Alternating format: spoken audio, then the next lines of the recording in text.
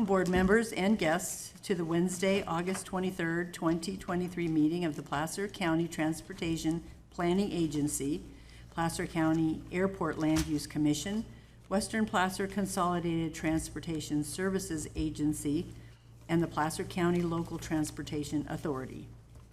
After I open an item for public comment, those joining us by Zoom webinar can signal they wish to speak by clicking the raise hand button located in the middle bottom of the Zoom webinar window. If you are joining over the phone, you can press *9 and PCTPA staff will call out individuals one by one who have indicated they wish to speak.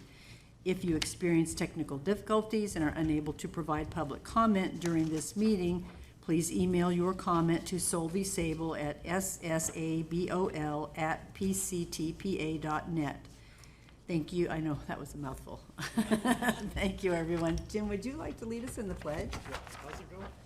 I pledge allegiance. I pledge allegiance to the flag of the United States of America and to the republic for which it stands, one nation, under God, indivisible, with liberty and justice for all. Thank you, Jim. Chair, I'm sitting in your seat. It says. I know. Watch that seat. It's very cherished.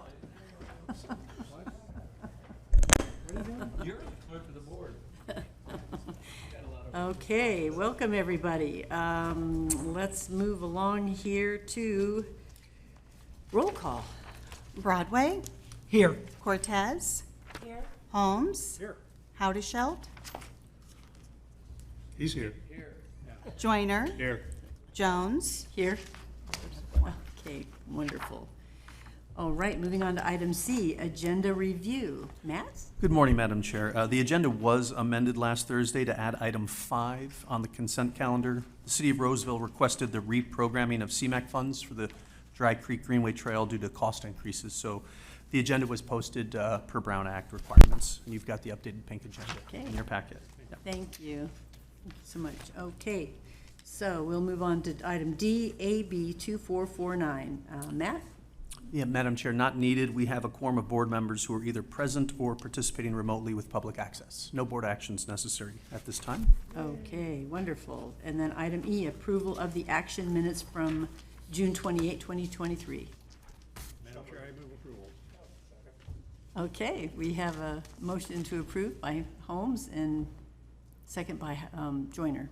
Okay. Gotta think on my feet. Broadway. Yes. Cortez. Aye. Holmes. Yes. Howdeshelt. Aye. Joyner. Yes. Jones. Aye. Okay.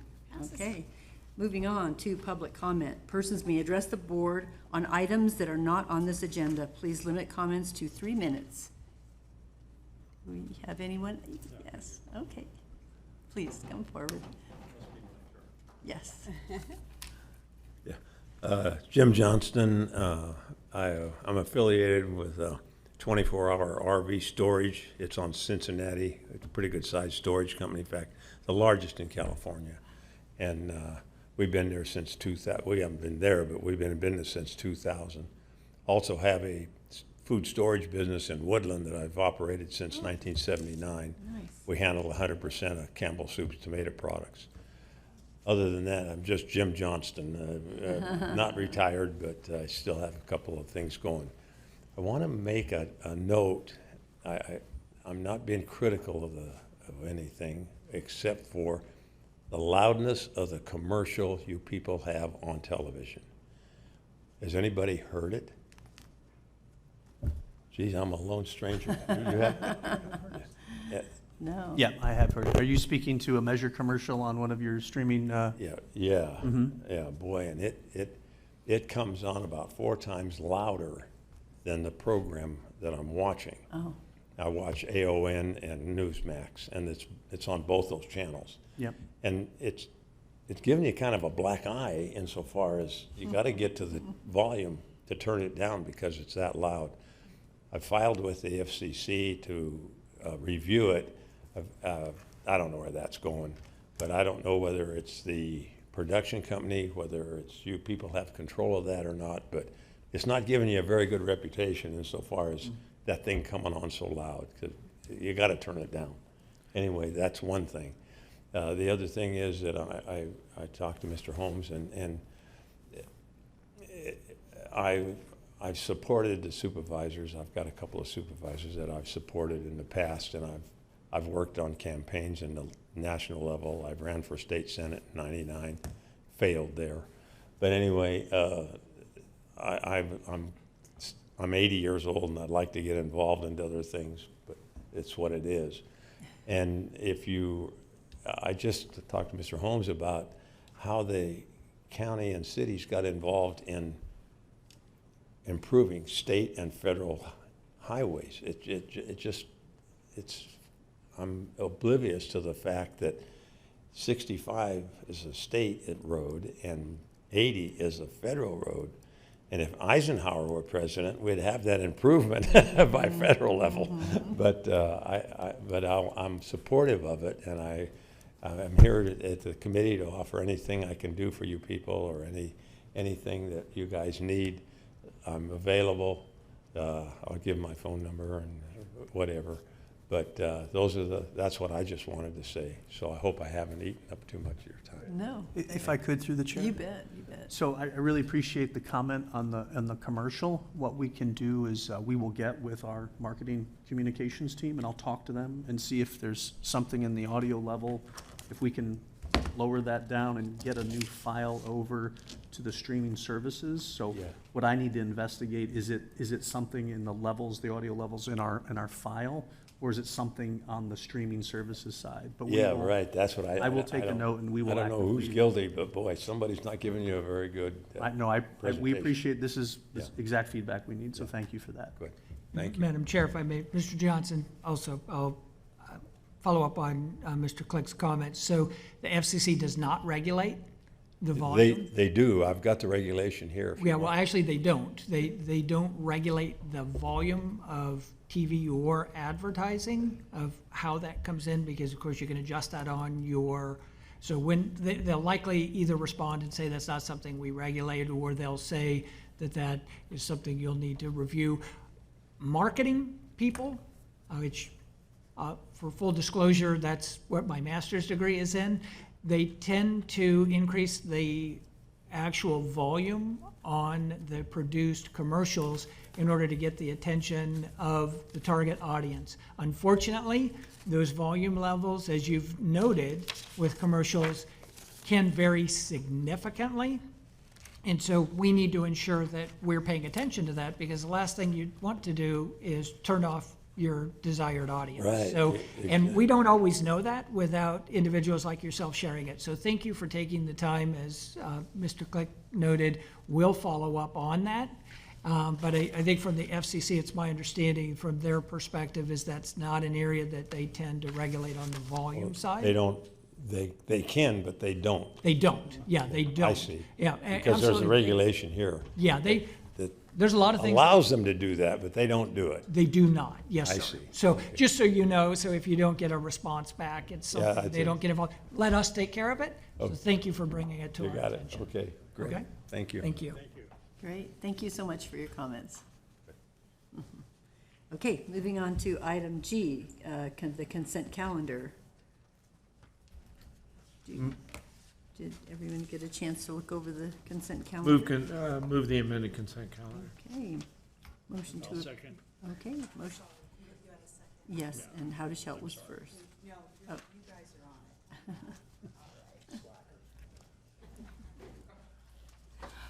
Broadway, Yes. Cortez.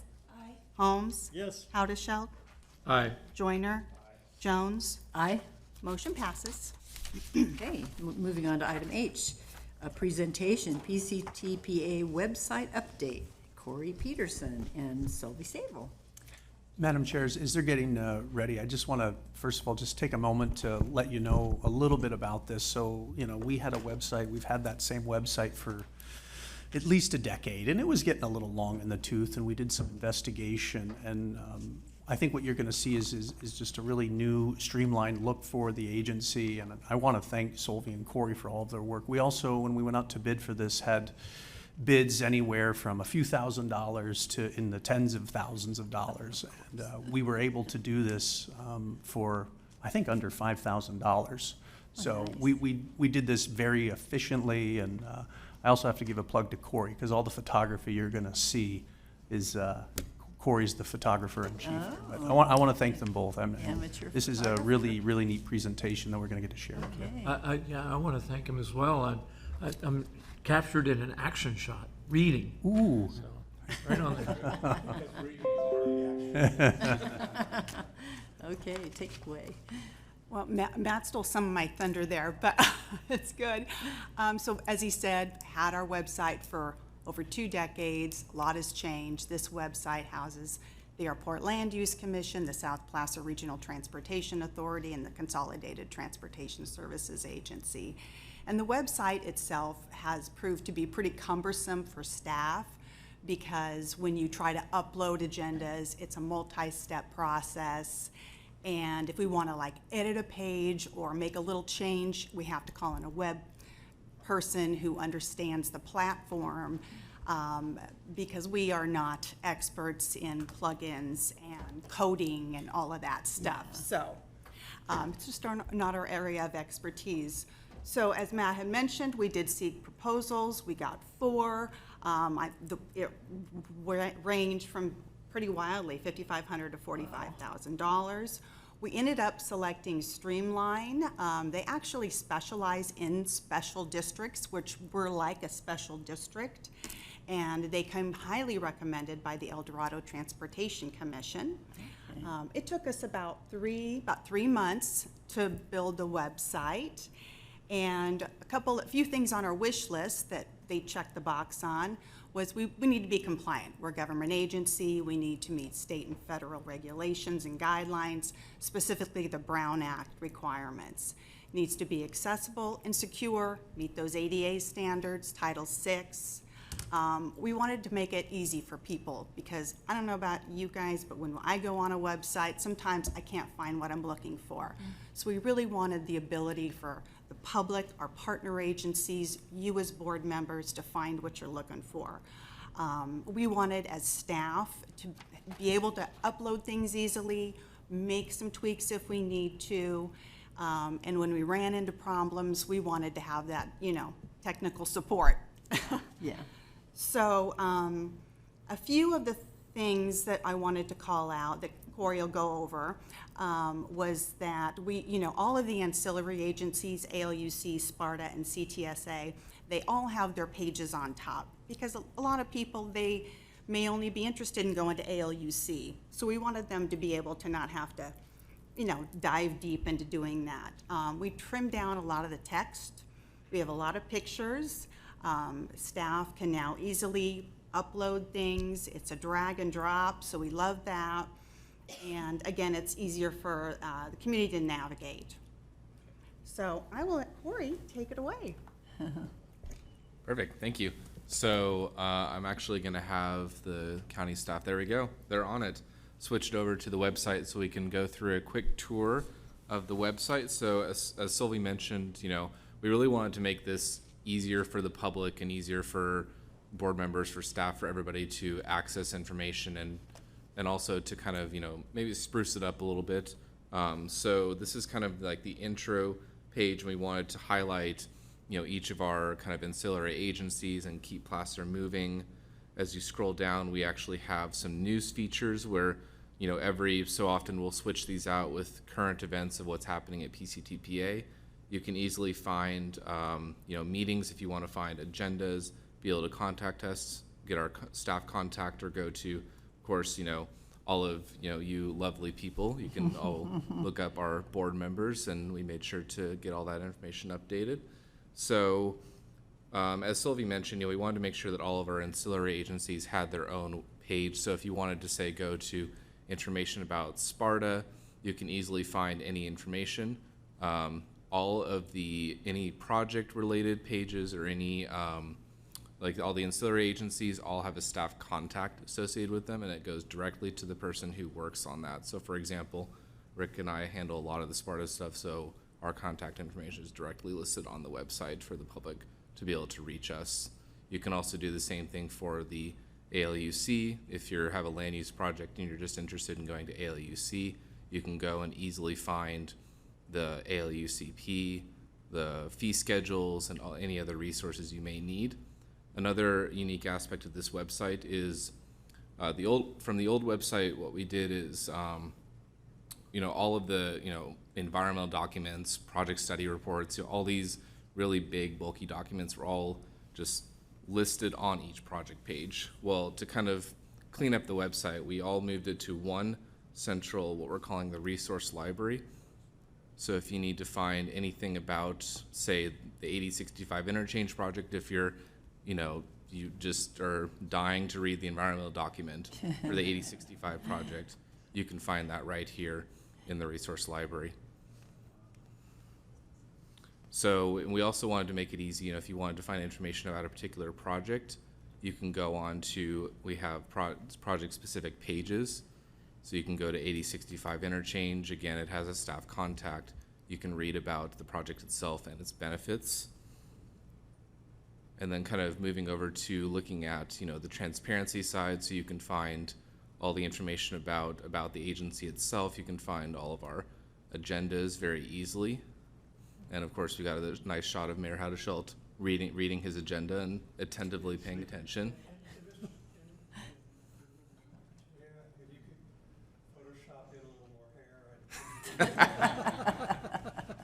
So you can all easily find agendas right here for PCTPA and Sparta. And of course, if you need to contact us, we're right here up at the top, and you can find anything about RFPs and RFQs. We have direct links to keep Placer moving. So again, we really just wanted to make it easier for everybody to find information. And another thing that I'll mention is, other than the template of the website and the initial kind of migrating of the old website content to the new one, this website was entirely built by staff. So we are, well versed in how to update it, and we shouldn't need, other than major issues, outside help to do any of the work. So that concludes my presentation. Happy to take questions. That's wonderful. Great job. Comments? Oh, it looks really sharp. It's great. It's for the expenditure, you got a massive bang for your buck. Looks gorgeous. Haven't navigated it yet, but I'll bet it's functioning just as well. It's looks like it's a lot more easier to find the information you're looking for. Is there a link on there for the third track project? Yes, there is. All right, I couldn't find it, so. Yes. Yeah, I believe it's under rail planning, if I remember correct. Oh, that would be a good place for it. Yeah. There was actually a link that came up that said that PCTPA has received $25 million. Oh, that, I saw that, yeah. So I saw that part. right into it. Okay. Madam Chair, if I might. So the one thing, as I was trying to pull the agenda up for today, it didn't go to a new page. So when I clicked on it, I kept going, where's the agenda? I had to scroll down to actually find the agenda, right? The date of the agenda, and then hit it. So I don't know, if there's something that you can do to, or it's just my operator error that, Yeah, we can look at that. We can see if we can make the agenda pop out on a different page. Another thing I didn't mention is, if you scroll down to the bottom of the very front page, it will also have the most recent agendas right there on the front page of the website. Oh, there you go. Thank you, Jeremy. So it's right down here at the bottom. So you can just go and click, and it'll go straight to the agenda. So, but we can see if we can have it pop out onto a separate tab as well. Okay. And it is great too with this format. It is set up to maximize and be used if you pull it up on an iPhone or a tablet as well, right? Yep. So that's a big new add, because about 80% of the folks now, they're accessing the internet with their phone, right? So we wanted to make sure we incorporated it so it'd look good on a mobile device. That's great. Great job. Very nice. Good job, Sophie. Okay, moving on to item I. Another presentation, PCTPA Equity Planning Study. Mike Costa and Corey Peterson. Thank you. Good morning, Madam Chair, members of the board. Mike Costa. I'm pleased to introduce this item before I turn it over to our DKS Associates Communications team, Kendall Flint. But real quickly, I don't know if many of you may recall, excuse me, from last month, we kind of teed the board up to this idea of equity. And we recognize that there's a lot of discussion at the federal, state, and even at the regional level about what does equity look like. And the reason why there's a lot of those discussions happening is because a lot of our funding programs at the federal and state, especially the state level, are really looking at equity components and making sure that our transportation investments and all of our investments have an equitable lens associated with those decisions.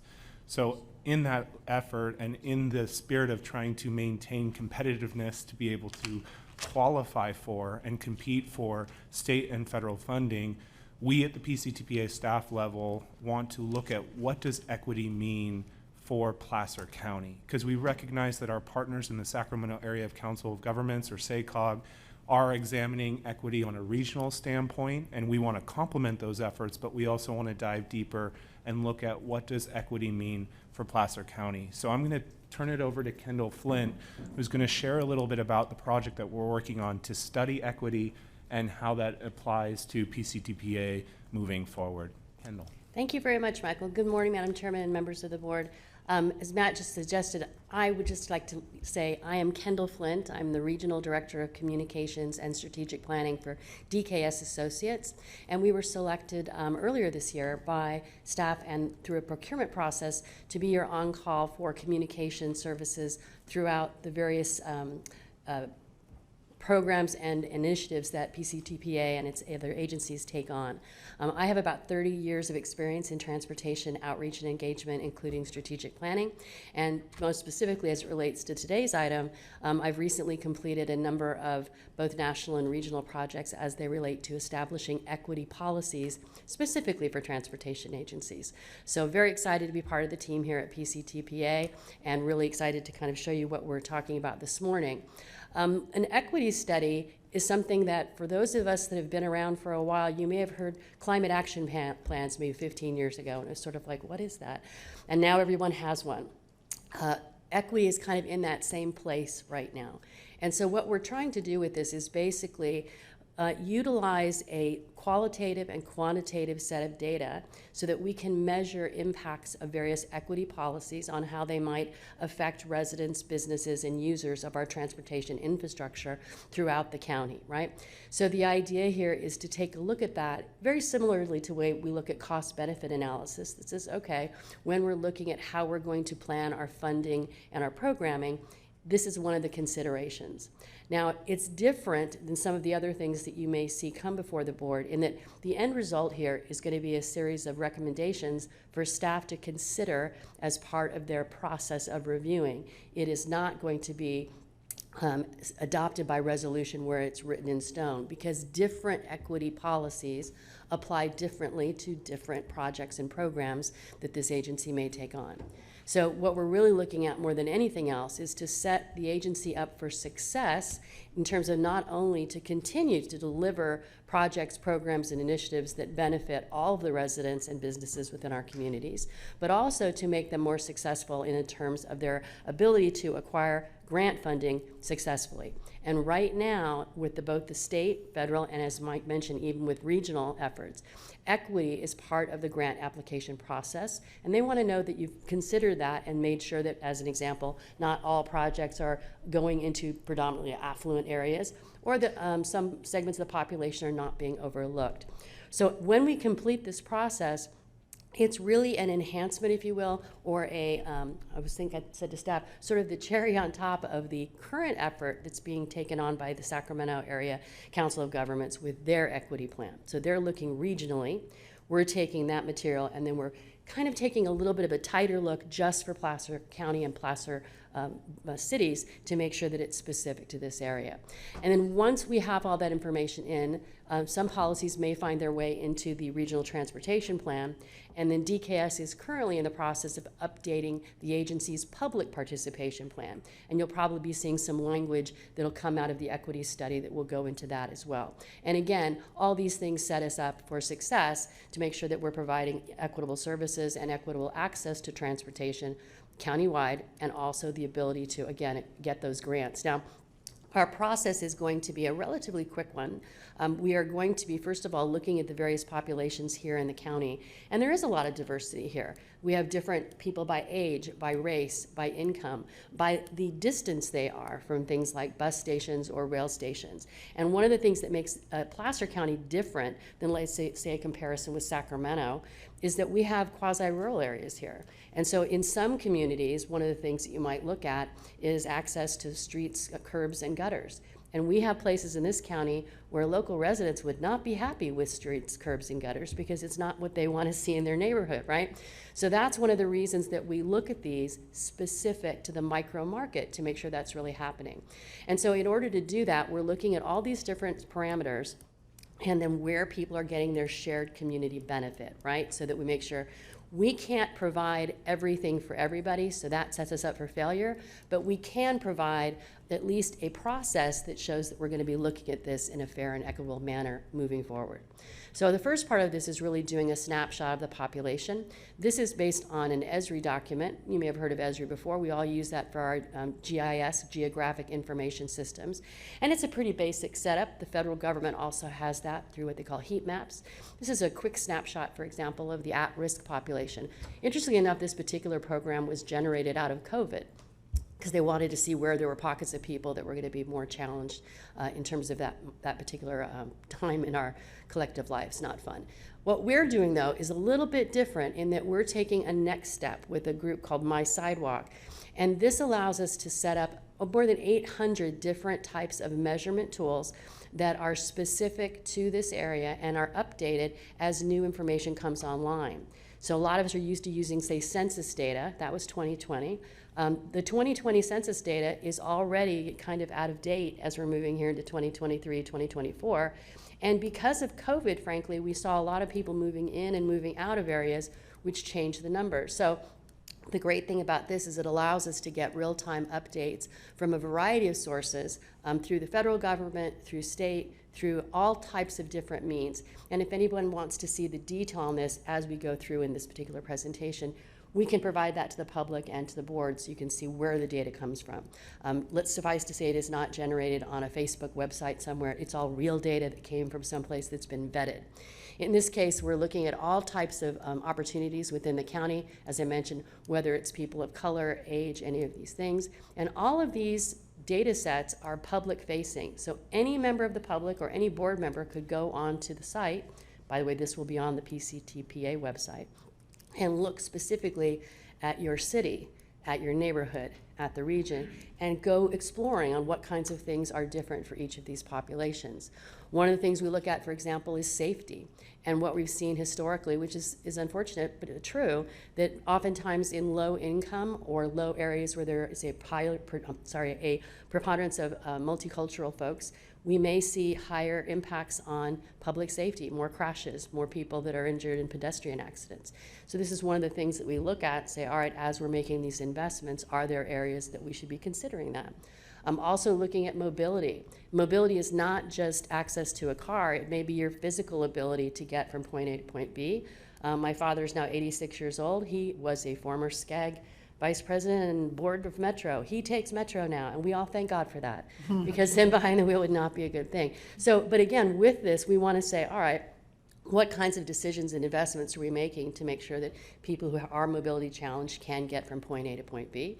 And again, this is specific to Placer County and your member agencies, so it really helps us develop those particular processes. Because we're also interested in transit, there's a whole section in there with transit, and not only people that are in our area going to where they're either a place of employment or their schools are, but are also looking at people that are coming to Placer County to do work, because we do have a population that does commute in. So all of this information is used in conjunction with a series of focus groups. So that data we just talked about, that's quantitative data, hard data, real numbers.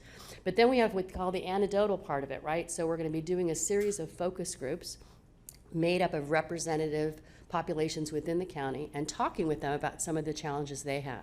And what we're looking for is that confluence of where we have a perceived problem with equity, perceived problems with accessing something, and then we see that there's a quantitative match. And then the goal here is to develop some policies that we could take a look at to say, all right, how do we match these two things up? And then those policies would likely be coming back for your review in October for a discussion, more of a study session. And again, we're not trying to make a hard and fast rule of you must do this every single time. We're saying these are the considerations that staff and the board should be looking at when making decisions for future investments and fundings, and also ways that we can measure those. So we want to make sure that they're plausible and they're implementable. So we don't want to put the agency in a position, let's say, of saying, well, it could be equitable if we only had another $20 million to put into it. We don't have $20 million, so we have to do things that are plausible, feasible, and implementable. I'm sure you've all heard of SMART, specific, measurable, attainable, relevant, time-bound. Applies to these policies as well. So at that point, we would then put these recommendations into the regional transportation plan and the updated public participation plan, which at this point would be coming back to the board in December. The public participation plan would be part of then a 45-day review that you would then adopt, I believe, at your January or February meeting. The recommendations on the RTP is also on a different track. But the equity study itself, you would be accepting that document as saying we support staff using these policies to plan for our future development and growth. And that is basically the presentation. So I'm available to answer any questions you might have about the process or how this might be used. Wow, questions? Yes. As far as stakeholder groups, is there any outreach to individuals in the community to be on one of those focus groups or stakeholder? Great question. Yes, we are working with staff. We're identifying representative groups within seniors, people that are mobility challenged, school districts, the various community associations or neighborhood associations. But if anyone is interested in this particular topic or wants to get engaged, we certainly would be open to having them reach out to staff through the website or directly through our connections. And we're welcoming anyone who wants to participate in that particular process. The idea with this, when you form a focus group, which is kind of the nature of this, is you're looking for representative people from a variety of groups in order to make sure that you've got a good cross-section, as opposed to a homogenous group, which would be many people that have the same background or the same place, right? So it's very important to break those up. At least one of those focus groups will be held entirely in Spanish. And so that we'll be working with some of our local partners here in the county who are already advocates within the community to create those groups and make sure that they are representative. So who would someone contact? Would it be to Mr. Peterson or? I would say contact Corey, Mr. Peterson, or Mike. Yeah, either of us is fine. I'm going to contact Sylvie because I know she'll get it done. We all know that. Thank you. You're very welcome. Other questions? No question, but a comment, if I may. I am so pleased to see your approach to this. I've sat through these conversations at SACOG, and I've made no secret of it. I think that their process is heavily politically motivated, and in the end, reroutes regional dollars to solve urban problems. You're taking a hard look at our challenges, our needs, and shaping this accordingly. And were you heading up the effort at SACOG and going about it in this way, I would be very supportive. So thank you for your approach to this. Take a hard look. Bruce and I both have very large senior communities that are increasingly faced with mobility challenges. And so Ken doesn't have that problem as much, but he may be getting it as we come along. There are more and more 55 and older communities located in Placer County, so that's going to be a rising issue for us. And thank you so much for looking at the rural challenges and the rural wants, as opposed to the urban imposition of infrastructure that is perceived to be needed in the rural areas, but is not necessarily welcomed. Thank you. Madam Chair, I had a couple questions, if You I certainly might. may. So on your process slide, I'm not sure which bullet it might be captured in, but you have access and proximity based on distance, and then network system and travel conditions. I think, does any of this capture the cost of transportation for for the underserved. Yes, and there's a couple of things in there. So what we're looking for, I'll do the network and system travel conditions. That's usually where that would fall. Okay. So let's say that you have, we all understand transit services. There's a fare box, there's recovery, there's some things you can use grant funding for, and there's some things you cannot. So there's some challenges there.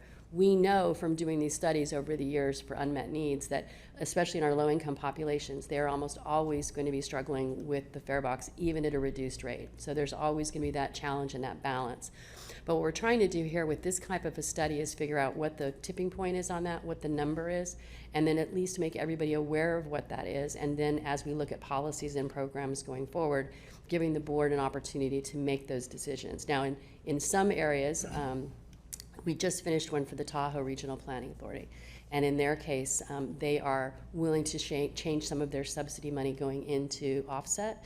And in others, they are not because they can't. So there's sort of it's a trick. The other piece of it is at the type.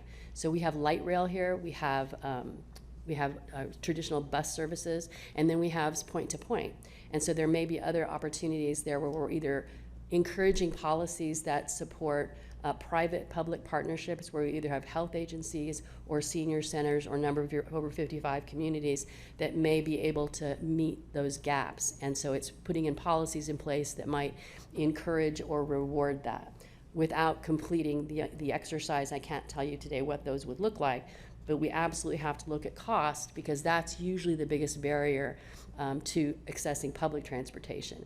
The other thing we're seeing, which is really interesting, and maybe you've seen this in your own families, but when I was 15 and a half, not 15 and a half like in a day, 15 and a half, I immediately went to the DMV, got my learner's permit, and wanted to drive. And the fact of the matter is that more and more young people do not do that. And it's not always a function of their age. It has a lot to do with cost, and the cost of owning a motor vehicle, the cost of the insurance of the motor vehicle. So now we have the senior population. We also have this whole group of younger people that are relying on either public transportation or point-to-point services like Uber and Lyft or other friends that have really changed the dynamic. We have to look at them in this as well because while we do have this older population, we also have these younger people that are trying to get to work, trying to get to school, trying to get to college, that are doing it differently, let's say, than we did when we were, back in the day, kind of thing.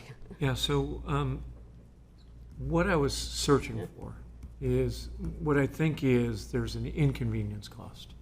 You're a single parent, mother or father, with children. Now you need to get to point A to point B. How do we capture that? Because this will be my institutional bias. Planning right now wants to put them all on transit, and that is a cost burden to them, in my opinion, and not, because there's a delay cost involved, right? There's an inconvenience cost. That's not the right term of art. But how do we ensure that an equity, well-maintained road system, so that folks that don't have an electric vehicle have just barely scraped the money together for the vehicle that they transport their family in, aren't then further burdened by cost repairs because they hit a pothole and things like that? How do you capture that in an equity index? So I want to make sure we're setting expectation for something we can actually deliver in this document. So in this document, we'll be looking at what types of challenges exist, and then we'll be looking for policies that would be supportive of addressing those challenges. So to your point, the average person, if you have, let's say your pavement condition index is in that 60 to 80 lower, the lower it goes, obviously, there's actually a calculation of per year, per vehicle, what that costs you, which can be anywhere between $400 and $600.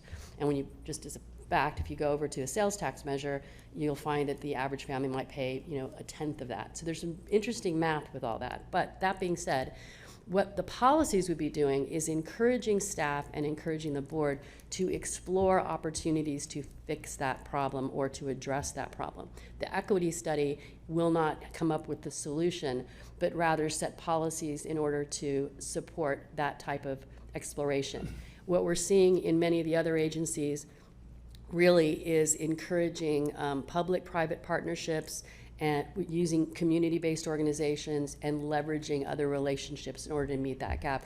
To your point, the woman that maybe has 3 or 4 kids, you know, not only if you have 3 or 4 kids, you know they're not all going the same place at the same time. And if you're working, trying to pay for all that, that just adds that extra burden. To assume they're all gonna go on buses may not be financially feasible, right? But to develop partnerships with the places they're going, whether it's schools or other things, to see if there's opportunities to, for example, reward carpools, reward, you know, people who choose to do van pulls. Those kinds of things can be doable. They're not going to be in this report, but they would definitely be saying, let's look for those types of opportunities as we go forward. Yeah, I just want to make sure that in SACOG's approach and our approach in our quest for equity, we're not creating inequities, right? Right. So my second question is on your ESRI infographic. Under poverty and language, I was actually surprised, 7% households below the poverty level. Is that a federal or is that a localized poverty That's level? a localized, that's within your project area. So Okay. this data from ESRI uses mainly federal markers as well as a lot of ACS, which is American. Yeah. But the other So one. I just, I just want to make sure, so, you know, the state has a disadvantaged communities, a variety of Right. indexes, but they don't really get down to the poverty level on a local basis. That's, you know, 85% of median income. The second question I had is, what does that 183 there represent? Is that 183,000 or?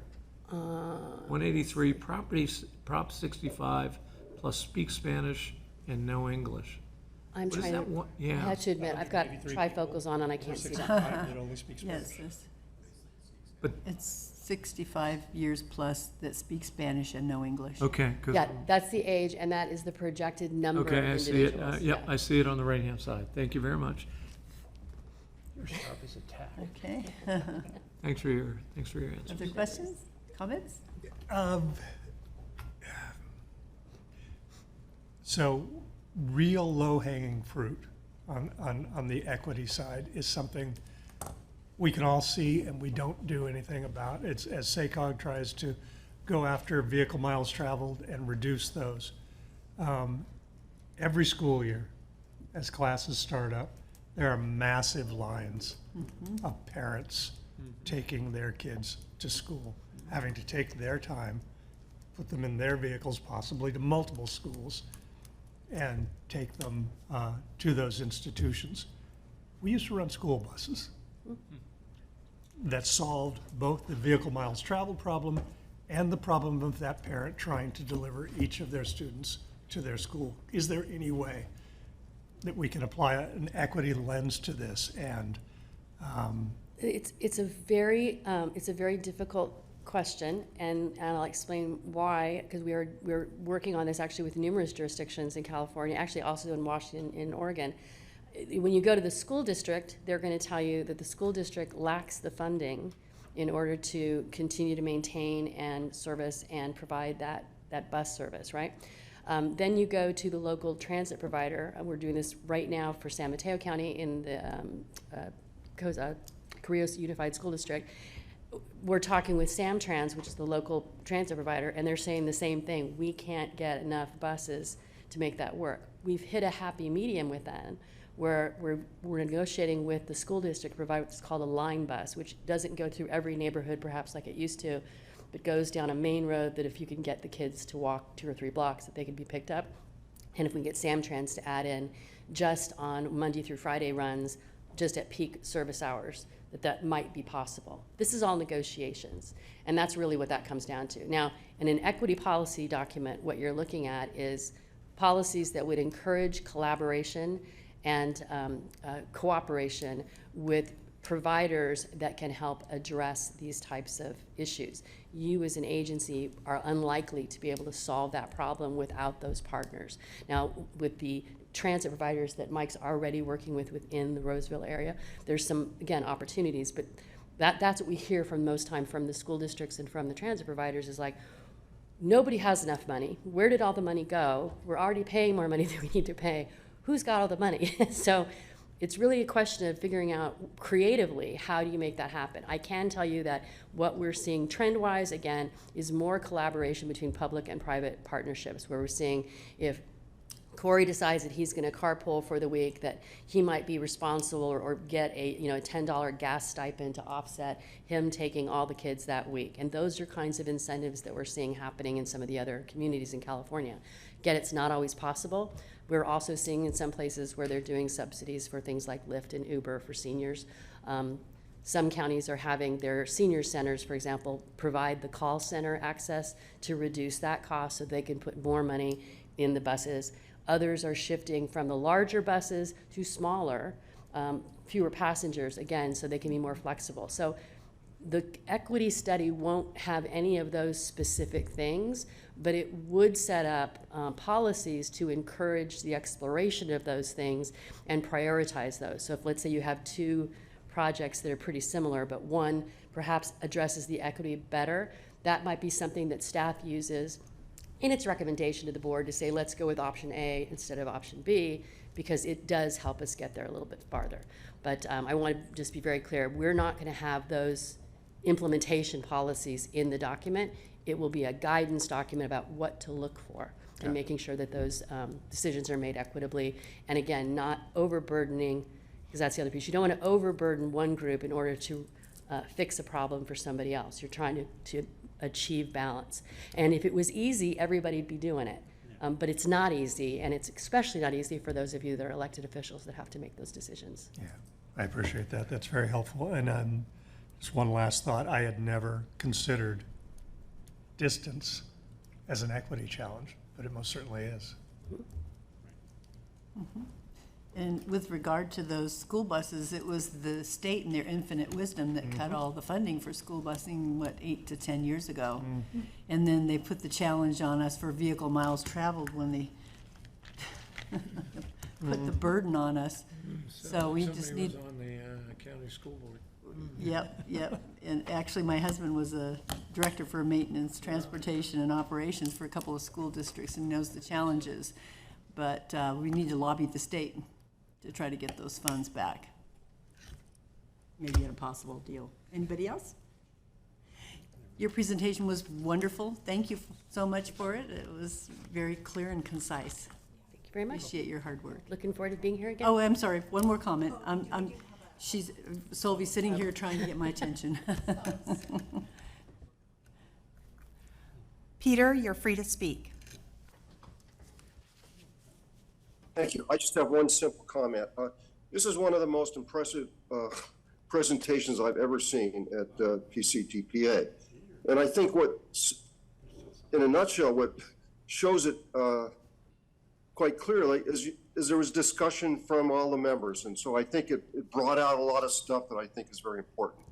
I'm very hopeful that what DKS is doing is somehow shows up in the SRTP process, particularly in the development of alternatives and the assessment of existing conditions, because there's problems, and also that it goes from sort of the micro, what I would call micro, which is poor bus stop design, which can't be read by anybody who doesn't speak English and in many cases, doesn't even show the route. So micro to macro, which is looking at the differences between SACOG and the Placer County. And I see a lot of policies sort of being led by SACOG that is going to take a much, much longer time to implement in Placer County. And I think we need to stand up to SACOG and say, put on the brakes sometimes. We need to do what's important to us right now.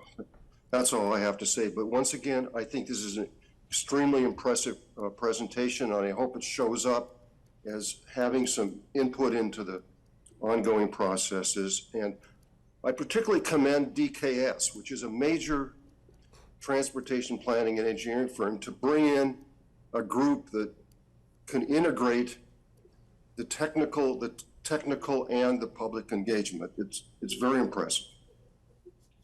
Thank you. Thank you so much. Okay. So Matt, quick question for you. This truly is a very impressive presentation and approach. dramatically different than what SACOG is doing. As a member agency of SACOG, shouldn't there be a forum where we can have this conversation, where we can bring in our experts and say, this is the way we see it, and this ought to be influencing the way you see it as well, because we are all not all the same. There's 6 counties. Sacramento, you're driving the bus, but you're urban, and your challenges are different than ours. Is there a forum for that conversation? 'Cause Yeah, the board meeting isn't it. Yeah, I think they're absolutely, I think it's a very good thought and suggestion. And, Mike and Corey right now already coordinate almost weekly as they're looking to do the RTP update, in conjunction with the MTP SCS that SACOG does.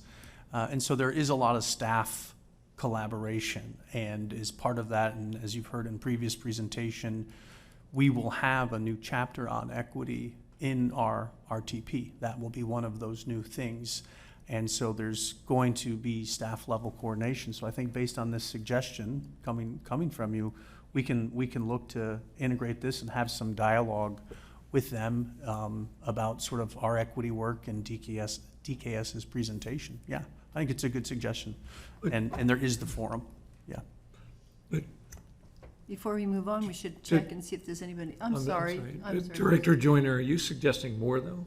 I'm hoping you're suggesting more, because there's a committee, right? I mean, staff can help guide that committee, but there is a committee on diversity, equity, and inclusion. Race, equity, and inclusion. Race, equity, and- Diversity, but okay. yes. Boy, I agree with that. I'd sure like to get this informed presentation into that conversation. That's a very good point. That discussion right now is focused on one area of race, equity, and inclusion for the most part. And so focusing on the equity question and bringing that up in the discussion, I think would be very important. So, yeah, that might be a place where not just staffs are informed, but members of the board as well as members of the community who serve on that special committee become informed about areas that they do not frequent and that they don't know about. That's a good thought, Bruce. Yeah, I think SACOG board member Guy Aldo is Yep. chairing that committee or on that committee. So, anyway. Yep. And if I could, through the chair, I think what we can do is, use the entire ladder of relationships, right? So at a staff level, staff can sort of, coordinate with them. At an ED level, I can talk with James about sort of what we've heard and, communicate that to him. And then at a board level, you can also make that known as well. And we'll take action on it to see if we can move it forward. Yeah. Yeah, because, to Mayor Joyner's point, I mean, you have Sacramento City and County, but then you got Yolo, you got Yuba, Sutter, Placer, and El Dorado, who really, take us out of it. Those other counties are more like us in that rural, urban, mixture. So anyway, I'll stop talking. Before we move on, I just want to make sure, is there anyone in the audience who would like to comment or have questions? Okay, seeing none, then I guess we will move on to the next. Thank you for your presentation. Yeah, Yes. thank you very much. It was I very just well have to done. point out, I just got back from Greece, so I was on a red eye last night. I feel like I'm. Oh, my. This was so great to be like, not falling asleep, so yay. Is that why you look so tan? Okay, next up is our executive director's report. Thank you.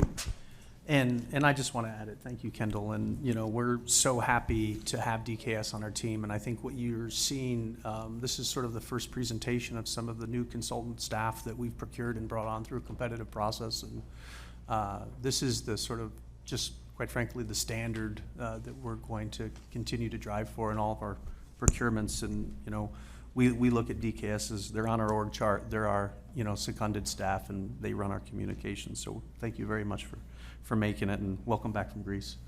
So really quickly, just a few things here. I just wanted to share, and Vice Chair Broadway, we missed you. Sorry you're not in the picture, but I know you were doing fun things. But we did have our I-80 Aux Lanes groundbreaking a couple of weeks ago, And, that was really great. We actually made the local news. We were on, I think, Channel 4, and we were in the Sacramento Bee for a few days in the Placer County section. So, yeah, I mean, it was pretty good. But, more than anything, I think this project symbolizes what happens when, the federal government, the state government, and us regionally with our private partners. Because as I said in my remarks there and a few places since then, there was already over $15 million of Sparta money on this project, nearly a third. And so this is an example of, if we don't all work together to get the major sort of capacity projects done, we're just, we're going to be sitting a lot longer. So this is a great example of what public-private partnerships can be. So we look forward to many more of those. 299 Nevada Street brought to you over the summer the fact that we were going to look to sell the property, gave a presentation. You gave the executive director authority to enter into a contract with a commercial real estate broker to put the property on the market. We have gotten an offer as of yesterday. We will actually be meeting with our agent this afternoon to fully examine that offer. So it is, we have to go through that, and there'll probably be some points of negotiation. But just a heads up, you may be seeing us come to you in September for authority to sell. Then you'll also probably see, something from us since September giving us the authority to go negotiate some office space as well. It's just a little bit of a movie teaser there. That's coming up, and we'll, if it's a good deal, it'll be a good deal. We don't know yet, but we're optimistic. And then just lastly, funding measure outreach update. I know we haven't seen each other since June. We have been out in the community. We've had some Saturday coffees. We've had some presentations to some of the community groups. I've attended 9 or 10 presentations. It's been a really good, fruitful summer. A lot of sort of retail education out there with the folks. And I would just say it's not statistically significant, but large general support for what we're talking about, and a large consistent understanding of what the needs and the challenges are we are facing. So just someone who's been out in the community, I'm very optimistic, and that people are sharing with us that they understand the need that we have. We will get updated economic analysis in September. So the numbers that we have are a couple of years old, and that will tell us what a measure would likely raise, how much of that would come from inside of the district versus outside of the district, what that would look like for an average family inside of the district. So those numbers will come in September. We will also have updated polling for you all in October. And at the October board meeting, you will get a presentation on updated polling numbers. So just again, a little bit of a heads up that that's coming your way. And with those few items, that concludes my executive director's report, Madam Chair. Questions? From the executive director.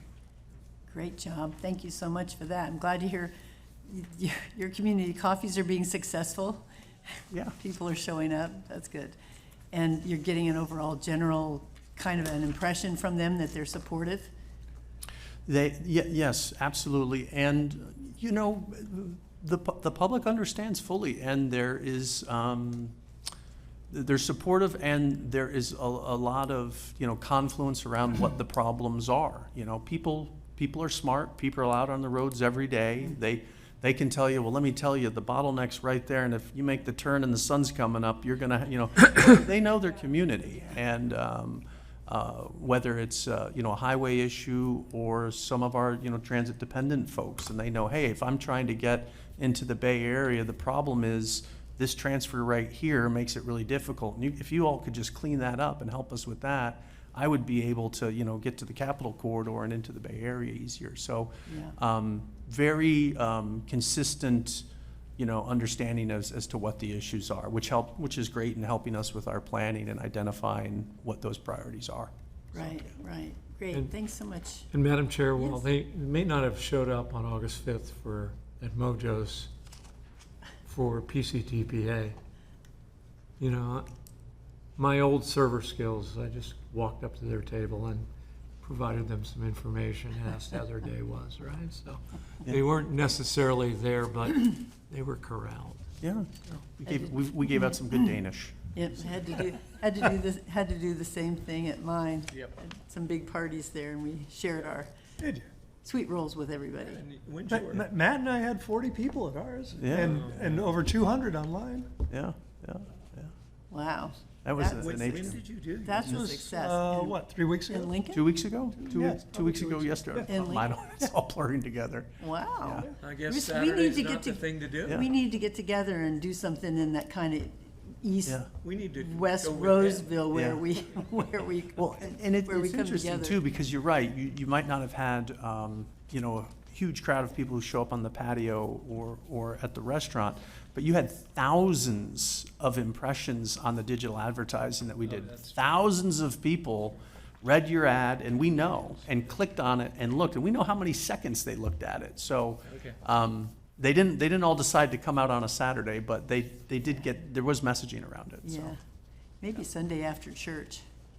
Just stand right outside the door, handing flyers and donuts out. Invite everybody after church to come for sweet rolls. Okay, thanks so much, Matt, for your report. Okay, there's a board direction to the staff. Anyone? Keep up the good work. Yeah, do keep up the good work. You're doing a great job. Informational items are available there, and our next meeting is going to be on September 27th. Madam So- Chair, can I slide something in under information items? You bet. Before we adjourn, since we've got some time. This Saturday, Lincoln Airport is airport open house. There's a hot air balloon lift, 5 hot air balloons, about 6:30 in the morning.